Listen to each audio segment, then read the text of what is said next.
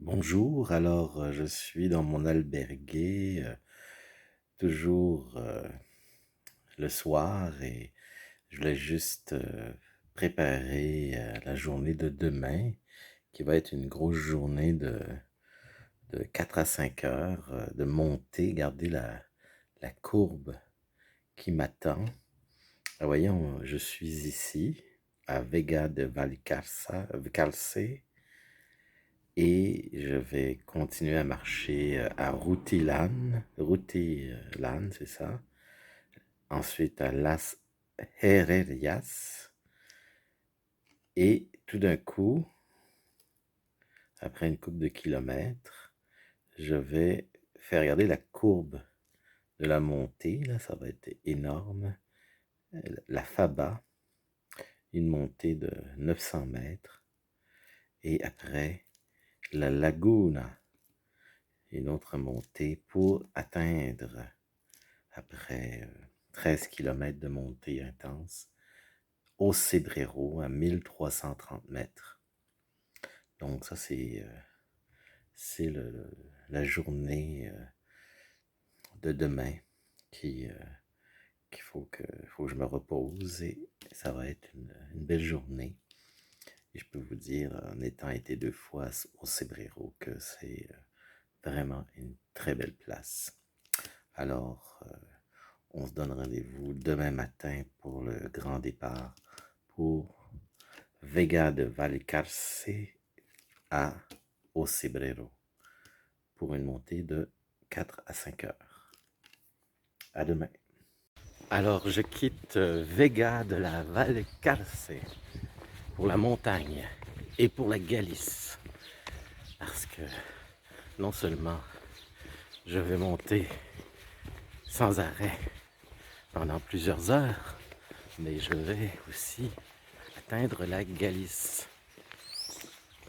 Et vous allez voir, je vous montrerai une borne, une grosse borne, très évidente, qui nous montre qu'on est rendu en Galice. C'est assez typique, on ne peut pas la manquer. Et les bornes aussi qui nous montrent le kilométrage va changer. En tout cas, on va être dans un autre monde. Parce que la Galice, c'est un pays celte. Ça n'a rien à voir avec... Ouais, ça parle espagnol, évidemment. Mais la culture est celte. Donc, vous allez voir que on est ailleurs. On est en Espagne, mais ailleurs en Espagne. Et l'autre avantage, c'est que on est dans un endroit qui est plus frais. Et vous savez qu'il y a une grosse vague de chaleur, pas juste en Espagne, j'imagine, avec le réchauffement de la planète. Donc, en Galice, il fait moins chaud. Fait que je vais moins souffrir de la chaleur. Même si je ne souffre pas de la chaleur. Je supporte assez bien la chaleur. C'est juste que quand il fait trop chaud, marcher par la grosse chaleur, ben c'est pas plaisant. J'aime mieux marcher quand il fait pas trop chaud, pas trop frais, pas trop chaud. Comme là, c'est température idéale. Fait qu'on se reparle dans les routeurs. Bye. Alors tous les moyens sont bons pour attirer les pèlerins. Vous voyez, un vélo publicitaire avec beaucoup de pinards et des pèlerins à profusion sur les bouteilles, vous voyez ici. Alors tout est... Et un petit bouquet de fleurs pour enjoliver le tout et nous amener à cette place arborant le drapeau espagnol et, je crois, hollandais, Café Omega. Alors je suis à Ruitelan, comme vous pouvez le voir sur l'affiche. On est encore sur le plat, si on peut dire, même si c'est montagneux, vous voyez tout le tour.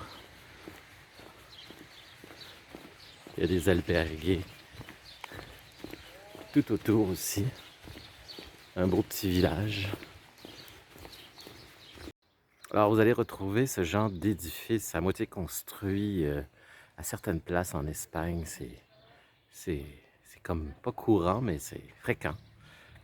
Pourquoi? Ça date de 2008, avec la crise financière de l'immobilier, où les gens avaient acheté des appartements, mais avec l'effondrement économique, ben, ce qui est arrivé, c'est qu'ils n'ont pas pu payer les paiements et les appartements ne se sont pas construits.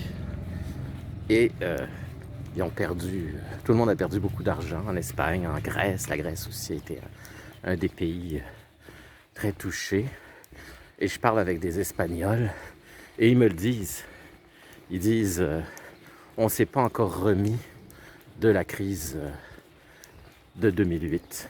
Pourtant, hein, ça fait un certain temps. Ben, on peut imaginer le choc que certains pays ont pu vivre pour se dire qu'en 2022, on n'en est pas encore sorti. L'Espagne, économiquement, ça va mal. Je ne vous le cache pas. L'économie n'est pas florissante. Et c'est malheureux, mais c'est comme ça. Et c'est dû à ces crises simultanées, dont celle de 2008. Et il y a eu la pandémie qui a quand même ralenti partout sur la planète. Donc c'est ça. Je voulais vous montrer cet édifice parce que on en croise à l'occasion. Et comme je vous ai dit, c'est un banquier avec qui j'ai marché qui m'a expliqué que ça avait fait très mal de mettre des gens dans la rue, carrément, à cause de tout ça. Alors, je viens de traverser le dernier village sur le plancher des vaches, si on peut ainsi dire. On est quand même en altitude déjà. Le village de Hospital. Et là, c'est le début de la côte. Alors, pour le cardio, là, ça c'est mieux que n'importe quel gym. Pour le cœur, je vais pomper. Mon cœur va pomper pendant 2-3 heures pour monter jusqu'à près de 1500 mètres et atteindre le village de Ocebrero. J'étais hâte de vous montrer ça, c'est tellement beau. Mais entre-temps, comme je vous l'ai montré sur la carte au départ, la petite carte, il y a 2 villages, on va traverser 2-3 villages, je sais plus. Donc, ça va être très joli aussi. Et on va arriver au plus haut avec le plus beau village qui est Ocebrero. Et c'est mon étape. J'arrête à Ocebrero parce que c'est un endroit idéal pour respirer de l'air pur. Parce qu'on est tellement en hauteur que l'air est pur. L'air est sans pollution. Donc, je veux dormir à l'air pur. Excusez-moi, là, j'ai la misère à respirer parce que parler puis de marcher comme je vais faire, ben, ça demande beaucoup de souffle. Mais écoutez, ça fait depuis le 15 de mai que je marche. Ça veut dire 2 mois que tous les matins, je marche comme ça. Pas des hauteurs comme ça, mais ça ressemble un peu au départ des Pyrénées, à Saint-Jean-Pied-de-Port. En moins pire, évidemment. Mais ça ressemble à ça. Donc, il n'y a pas de quoi fouetter un chat, comme on dit. Mais, faut avoir bien dormi la veille. C'est ce que j'ai fait, j'ai très bien dormi. Alors, c'est parti. Alors, la bonne nouvelle, c'est qu'on est à 4,7 km au Cebrero, mais c'est une montée ascensionnelle constante, vous allez voir. Je vais vous montrer des paysages à couper le souffle. Ce n'est qu'un début. Excusez-moi, là, je viens de dire montée ascensionnelle, c'est un petit peu ridicule de dire ça. Mais ce que je voulais dire, c'est que l'ascension en question, de quoi 4,7 km, elle est sans répit, elle est constante. C'est plus ça que je voulais dire. Alors, bienvenue sur le toit du monde. Alors, je vais vous montrer c'est quoi le toit du monde. Et êtes-vous prêts? Le voici. C'est vraiment... Regardez-moi ça. J'arrive de là. C'est ce que je vois. Et je m'en vais là. Et Ocebreiro est à peu près là. Alors, je vais tout faire ça là, sur la crête pour monter là-haut. Là. On ne voit pas le village, mais il est l'autre bord de ce versant. En fait, on voit l'autre bord de ce versant. C'est tellement beau. Chaque fois que je marche, troisième fois que je passe par ici, et c'est tellement beau. C'est tellement beau. On est vraiment seul. Chaque fois que je passe ici, je suis tout seul.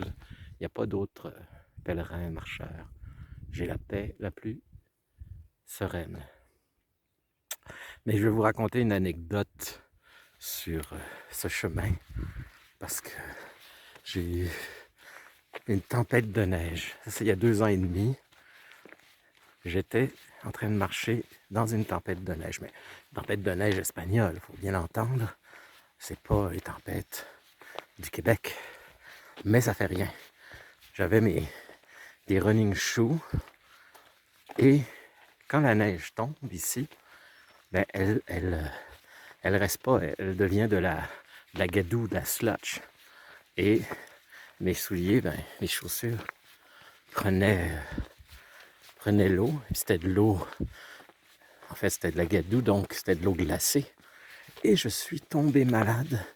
J'ai vraiment... Il aurait fallu avoir des bottes en caoutchouc. Mais quand tu fais de la randonnée, tu ne traînes pas avec toi des bottes de caoutchouc. C'est bien évident.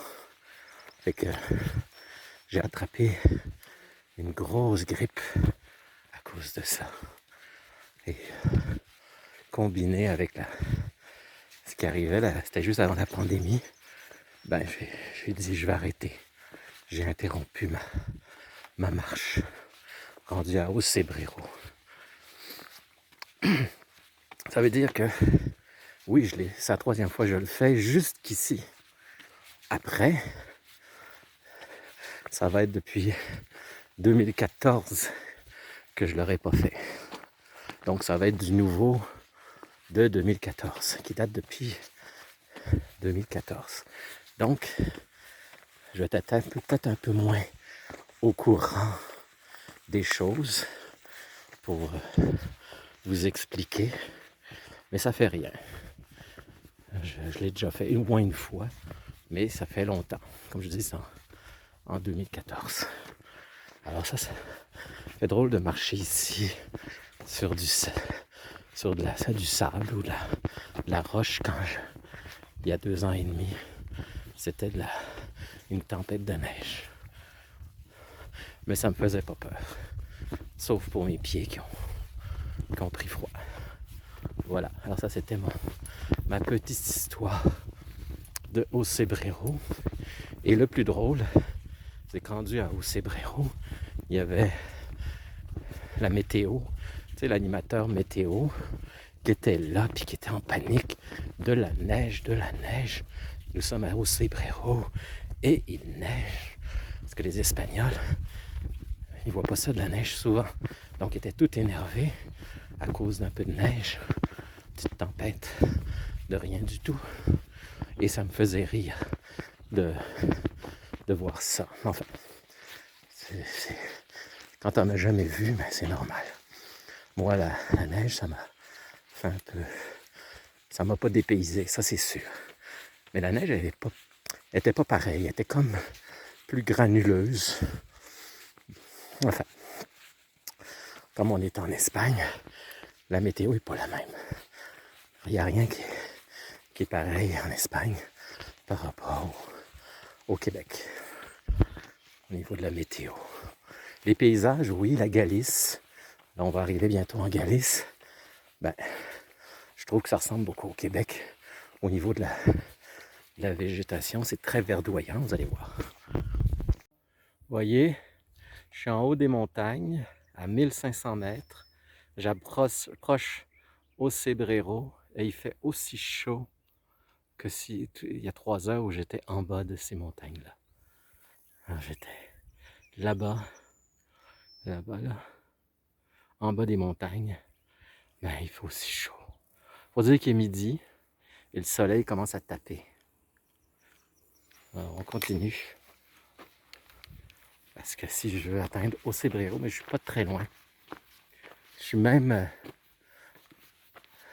à la frontière. Vous voyez cette pierre-là? Attendez. On est rendu en Galice, mes amis. Oui. Ça, cette pierre-là, c'est pour identifier. Vous la voyez pas? Alors, cette pierre-là, c'est la frontière entre la Galice et Léon. Léon, c'est la région où on était jusqu'à maintenant. Et là, on rentre dans la dernière région qui est celte, qui est celle de Saint-Jacques de Compostelle, la Galice, Galicia. Alors quand on voit ça, c'est que c'est bon signe. On est sur le bon chemin. Et on n'est pas loin du premier village galicien, et non pas n'importe lequel. Un très beau village. Les bornes aussi vont changer, vous voyez. Elles ont marqué Galicia et elles montrent les kilomètres. C'est différent, vous voyez, c'est un autre type de borne avec Galicia dessus. Alors inutile de vous dire que ici, il ne faut pas avoir le vertige parce qu'on est pas mal en hauteur. Alors ici, là, c'est un précipice. Faut pas tomber là-dedans parce que on n'en sort pas vivant. Puis ça fait drôle d'ailleurs de marcher sur ce chemin-là, exactement ici où je marchais il y a 2 ans et demi et qu'il y avait plein de neige. Puis ici, maintenant il fait très chaud, c'est torride, même en altitude comme ça fait tout drôle. Alors quand vous voyez cette statue de pèlerine qui regarde le paysage comme ceci, c'est que vous êtes rendu au Cebreiro. Ce qui est le fun, c'est que d'habitude on voit un pèlerin, toujours un pèlerin masculin, et d'être accueilli par une pèlerine, ça fait différent. Elle regarde le paysage qui est splendide et on entend la cloche du village qui sonne au moment où on arrive, c'est-à-dire qu'il est midi. Vous voyez comment je suis j'ai bien calculé.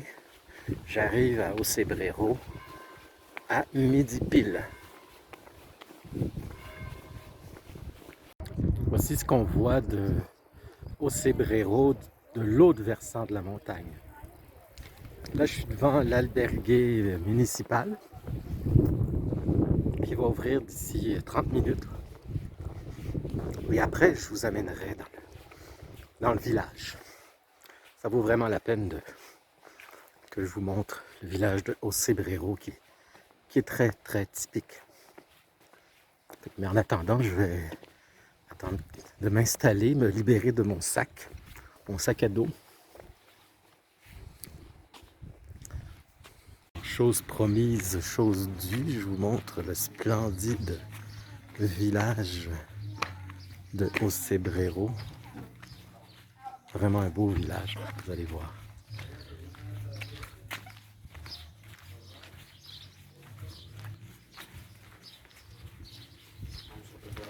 Alors c'est tout petit,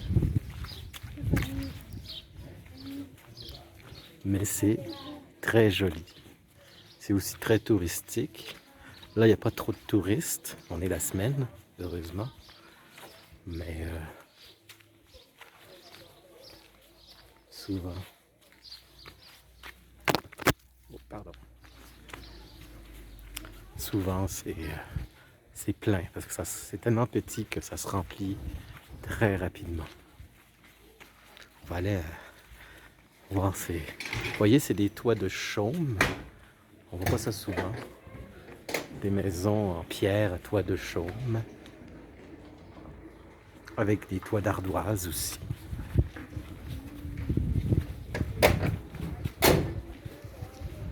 Comme ici.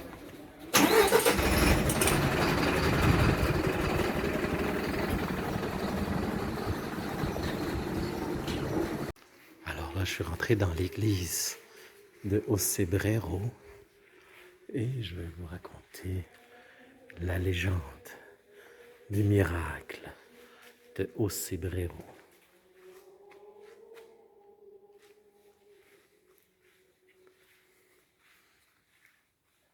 Peut-être que je vais vous en parler en sortant de l'église parce que c'est peut-être pas le meilleur endroit pour raconter le miracle de Ocebrero.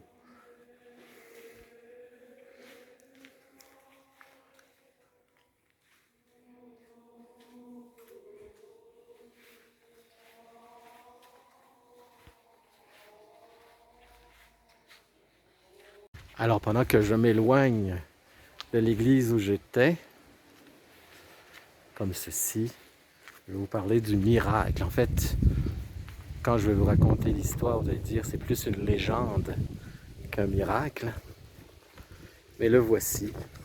C'est que il y a plus de 1000 ans et que il y a eu ce miracle-là où un prêtre donnait la messe et il y avait toujours un pèlerin, pas un pèlerin, un habitant, mais qui habitait dans un village beaucoup plus bas dans la montagne. Donc il faisait peut-être 1 heure de marche pour se rendre à l'église que je viens de vous montrer, là, cette église-là. Et à un moment donné, il y a eu une tempête de neige, je peux vous le dire parce que j'en ai vu à 2 reprises des tempêtes de neige ici. Et il y a eu une tempête de neige et il n'a pas pu se rendre à la messe. En fait, il s'est rendu à la messe, mais en retard. Et au moment où il est arrivé, ce paroissien, qui venait de très loin et qui avait faim, il y a 1000 ans, ben, les gens mouraient de faim. C'est une région très ingrate. C'est en montagne, ils vivent de peu de choses. Et il est arrivé en retard et c'était au moment où il donnait l'Eucharistie. Et l'hostie en question s'est transformée en viande. Et c'est le miracle de Ocebrero il y a 1000 ans. Cette hostie qui s'est transformée en viande et qui a nourri ce fameux habitant de la région. Donc, il y a un miracle qui est homologué, qui fait partie du village de Ocebrero. Je voulais vous raconter cette légende-là. Alors, avant de vous quitter pour aujourd'hui à Ocebrero, je me fais filmer avec un paysage incroyable, vous voyez en arrière-plan. Ce paysage majestueux, mais je vais vous le montrer sans moi, sans plus tarder. Le voici. Le voilà. Regardez comment c'est majestueux cette région. Alors on est sur le toit du monde, façon de parler. Sur le toit de la Galice en tout cas, parce qu'on est maintenant en Galice. Et à partir d'aujourd'hui et jusqu'à Compostelle, on va découvrir ensemble la Galice. Alors, un beau projet en perspective.